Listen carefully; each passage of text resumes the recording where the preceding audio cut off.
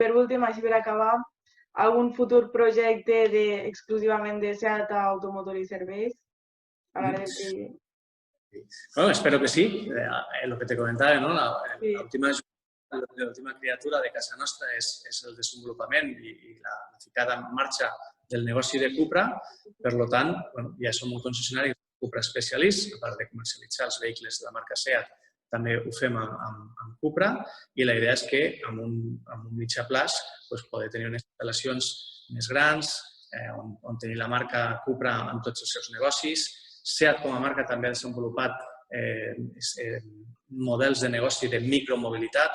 Seat té motos també, encara no les ha ficat en comercialització. El patinet també, oi? Molt bé, correcte.